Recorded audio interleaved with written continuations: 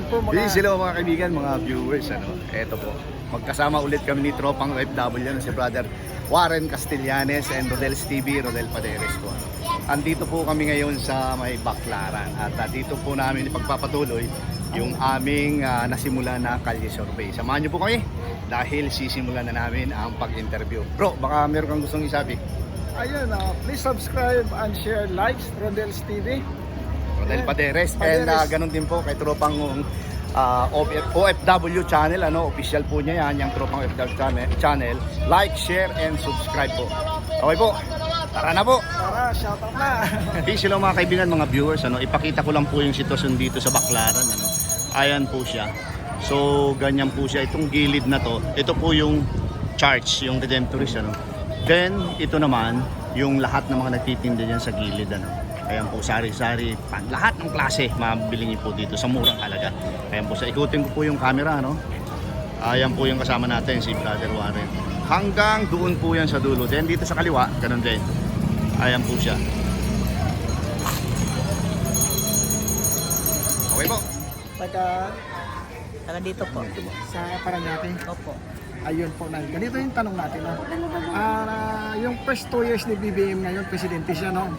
Ihambing din natin doon sa first 2 years ni PRRD o ni Tatay Digong. Kung kayo pamimiliin, sino mas magaling sa kanila? Mas magaling pa to si Duterte. Bakit na? Bakit naman po? Kasi noon, magandang ano niya kasi hindi talamak ang Cebu. Tapos mas mababa pa yung presyo. Kasi sa ngayon, hindi na napipigilan yung pagtataas ng presyo. Sobra-sobra na. Kagaya po ng ano po yung mga tumataas na yan. Mga pangailan sa araw-araw, mga bigas. ganyan. Bigas. Gulay, ang gulay na yun, kamahal-mahal na. Isda, lahat naman po eh. Opo. Yung sinabi po ba yan na 20 pesos ng kilo ng bigas? Magkano na po ba ngayon? Tatlong doble. Tatlong doble. 60 pesos. Yung sinabi niya 60. yung pangarap ko maging 20 pesos ang bigas. Mm. Pangarap nyo. Ayun Ay, po. pangarap Di ba, ko. puro pangarap, no? Pangarap, pangako. Meron po kayong gustong idagdag, Nay? Kailan may price control naman sana kasi Ang Okay. inaasahan hirap na rin natin, ng mga tao. ang inaasahan natin nga gagayahin yung legacy ng kanyang ama. Na, O yun, maganda sana kung nagagaya yung ama niya noon, si late President Ferdinand Marcos Sr. ay mayroon tayo na price control law sa langis.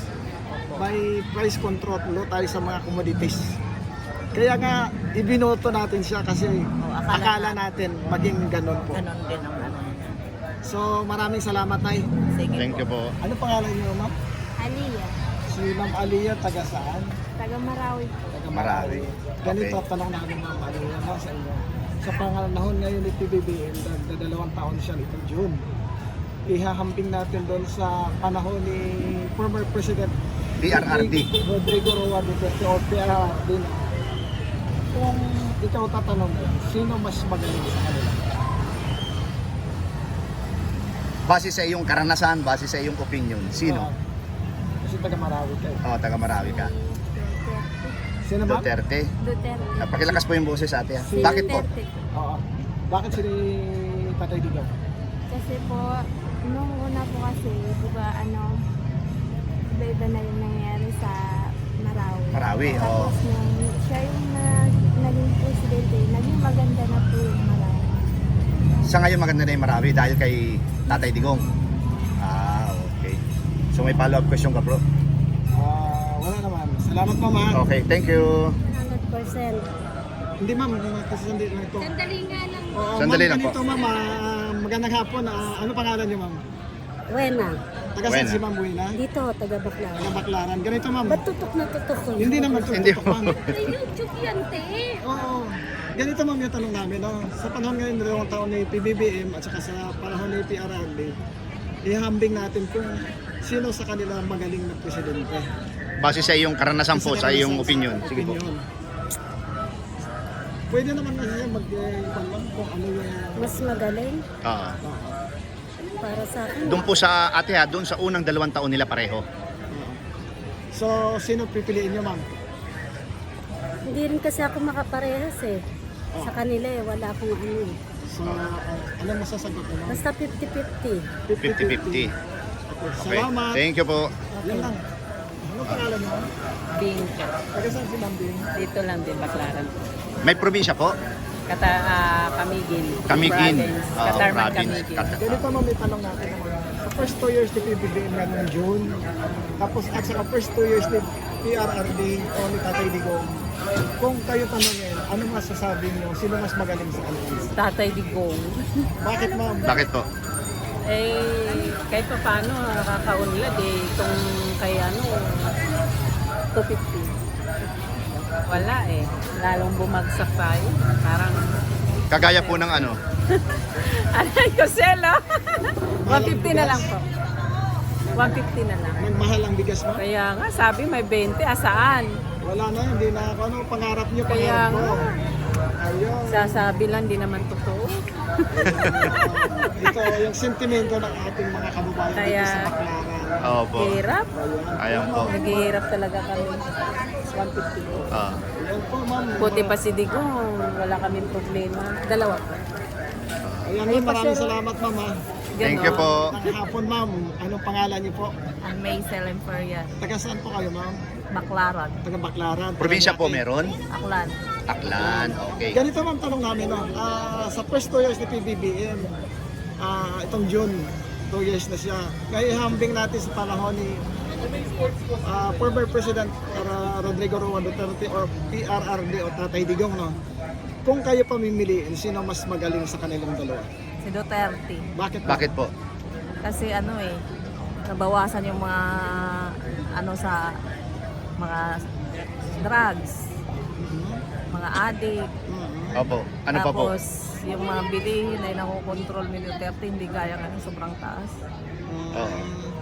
Saka, Apektado po bang mabuti tayong lahat? Opo. Ano pa Nadali po? kami sa 20 pesos na pangako ng Ano ma'am nabudol? abudol.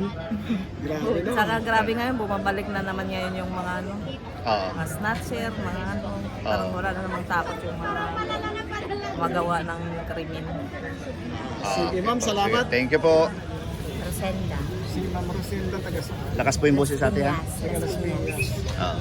Ganito Ma'am Rosinda, no? Sa panahon ngayon ni PBBM, itong June, 2 taon na siya, no? Apo. Tapos yung ihahambing natin sa 2 taon ni PRRD, no, ni Tatay Digong. Ang tanong namin, sino mas magaling sa kanilang dalawa? Mas magaling si Pangulong Duterte. Bakit po? Kasi hindi tumaas yung mga bilihin nung panahon niya na Opo. umabot ng ganitong halos 60 na yung kilo ng bigas, wala nang mas mababa pa na Ay, Grabe sabi daw na. po, gagawin daw pong 20. Oo, wala. Yun nga, nagsisisi nga din kami, buong pamilya namin siya, ang binoto namin, pero Oo. nagsisisi din kami talaga kung bakit Oo. ganun ang nangyari. Yung buong akala namin na mas magaling siya kay Duterte, hindi naman pala nangyari, di ba? Oo. Kasi yung pong panahon ni Tatay Digong, ni former PRRD, partida pa po yun, may pandemic pa po yun.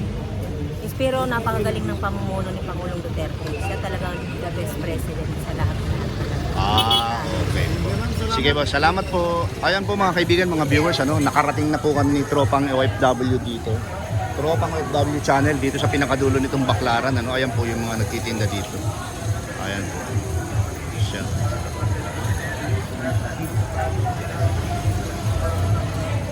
Anong pangalan niyo? Abi po, Abi Makabuag. Taga saan si Ma'am? Taga Tambubo, dito sa Parañaque. Apo. Ito tanong namin Ma'am Abi, no? Sa panahon ngayon ni PBBM, no? Yung President Marcos, 2 taon na sa June, ihambing natin doon sa 2 taon din ni Tatay Digong no? O PRRD. Kung kayo tatanungin, sino mas magaling sa kanila? Actually kasi dito kasi sa business ko ngayong taon lang naman ako talaga nagtayo ng ganitong store. Kasi meron ako sa bahay. So hindi ko siya masyadong kung sino mas magaling sa kanila. So parasa ko sila magaling actually. Ako PBBM din po kasi talaga ako. Tsaka ganun din po kay Pres Duterte. So wala naman po kung sino yung mas magaling, sino yung hindi magaling. Siguro mas lang po talaga ngayon, mas mahirap lang po ang buhay. Tsaka masyado pong mataas ang mga Bilihin. mga bilihin. Opo. mas ramdam po ang pagiging adult ngayong ngayong mga taon. Yun po. Sige, salamat Okay, naman. thank you. Kasama ko siya. Annalyn po. Taga saan si Ma'am Annalyn? Dito, Baclaran. Baclaran. Ma'am, ganito yung tanong namin. No? First 2 years ni PBM, ni President Marcos ngayong June, no? 2 taon na siya. Ihambing na natin sa first 2 years ni PRRD, no? Ni Tatay Digong, nung siya presidente. Ngayon, tatanungin namin, sino mas magaling sa kanila? O sino mas mahal ng taong bayan? O ikaw, anong masasabi mo? Ate, base po sa iyong experience at saka yung opinion po, ano? Sino po? Parang ano kasi ngayon. Hindi Sige na, po. Opinion yun eh. Opinion po. We respect your opinion. Oo. Hindi ko lang yung may mga audience ako doon. Hindi ma'am, okay lang yan ma'am. Okay lang po yan. So, ano masasabi? Okay naman po ngayon, sir, kasi ang kailangan na matutukan ni BBM yung kahirapan talaga ngayon. Medyo mahirap talaga ang buhay ngayon. Unlike nung kay Duterte po, medyo mas angat pa po yung pamumuhay ng mga tao. Kahit pandemic siya kasi Oo. maraming pera, namumutmut ng pera si President Duterte noon. Unlike po ngayon, parang ang hirap-hirap po ng pera. Hindi ko po alam kung bakit gano'n, kung sa ekonomiya ba o sa ano, hindi ko po alam kung anong nangyayari sa Pilipinas ngayon. So, Basta mas mahirap po ngayon yung buhay, kaya unlike po kay Duterte, kahit po pandemic tayo, pero yung suporta po ng presidente natin noon, mas sagana po. full support na. Oo. Kasi So, kahit pandemic, ano meron. niya yung kahirapan ng mga tao talaga. Yung ayuda regular. Oo. So, kung kayo tanongin ma'am, sino mas magaling sa kanila? Mas maganda naman po kasi kay President Duterte talaga. Kasi nga ngayon po, yung mga dating nawala na ng mga, ng mga drugs, yung mga nagbebenta-benta, yung ngayon po, medyo bumabalik na naman po sila. Dating gawi? Oo, dating gawin. Ay, dati nawala na po eh. Ganon din po sa mga nagtitinda sa mga kalsada, sa mga nilinis po ni Presidente Duterte ngayon ngayon nagsibalikan na naman po sila. Okay po. Sige ma'am, salamat ha. Thank you. 3 months lang dahil nagkaroon ng problema, so hindi naman natin. So yan sa inyo ha, for OFW lang yan ha. Opo. Ngayon ma'am, itatanong namin ngayon ma'am, no, taga saan kayo ma'am? Taga dito din? Paranaque? Hindi. Cavite. Cavite, province. Ganito ma'am, 2 taon ni PBBM ngayon, no, June. Oo. Tapos ihambing natin doon sa first 2 years din ni PRRD o ni Tatay Digong. Oo. Tatay Digong pala yan. Sino sa kanila ang mas magaling dalawa? Sino? Kay BBM at kay Tatay Digong? Opo. Para sa akin, pair lang yung dalawa. Si Tatay Digong kasi the best din na president and 16th president of the Philippines. The best din po si Tatay Digong. And with BBM naman, okay din naman sa pamumuno niya at BBM din naman ako. Okay ma'am. So, karugtong lang yan. Leader din po yan ni BBM eh. So, si Tatay Digong, ang Marcos family at saka yung Duterte family is same sa pamamalakad. Okay ma'am, salamat. Salamat po. Ayan po mga kaibigan, mga viewers, ito po. Patapos na po kami mag-interview and nandito po kami sa mga kainan dito, kaliwat kanan. Still nandito po kami sa Baclaran, Ayan po siya. Okay po.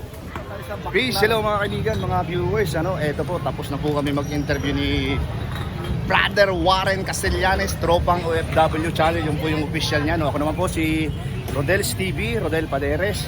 Ito po, panoorin nyo po, tapusin nyo po yung lahat ng aming mga na-interview upang malaman nyo rin po at magkaroon din kayo ng idea sa kaalaman kung ano-ano yung kanilang mga sinabi. Kaya sa mulit-muli mga kaibigan, mga viewers, abangan nyo po yung aming mga susunod na kalye survey.